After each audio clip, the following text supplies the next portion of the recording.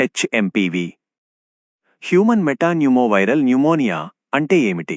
ఇది శ్వాసకోశ వ్యాధి. ముఖ్యంగా చిన్నపిల్లలు మరియు వృద్ధులలో సాధారణం. ఇది గాలి ద్వారా వ్యాప్తి చెందుతుంది. లక్షణాలు: జలుబు, దగ్గు, జ్వరం, శ్వాస తీసుకోవడంలో ఇబ్బంది. భారతదేశంలో హెచ్ఎంపీవీ ప్రభావం. భారతదేశంలో ప్రతి సంవత్సరం లక్షలాది మంది పిల్లలు హెచ్ఎంపీవీతో బాధపడుతున్నారు.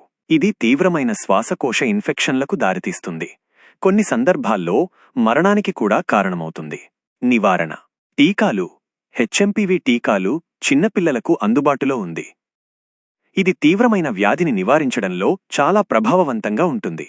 పరిశుభ్రత: తరచుగా చేతులు శుభ్రం చేసుకోవడం, ముక్కు మరియు నోరు కప్పికొని దగ్గుపై తామరించుకోవడం వంటివి వ్యాధి వ్యాప్తిని నిరోధించడంలో సహాయపడతాయి. గమనిక: ఈ సమాచారం సాధారణ సమాచారం కోసం మాత్రమే. వైద్య సలహా కోసం ఎల్లప్పుడూ మీ వైద్యుడిని సంప్రదించండి. డిస్క్లైమర్: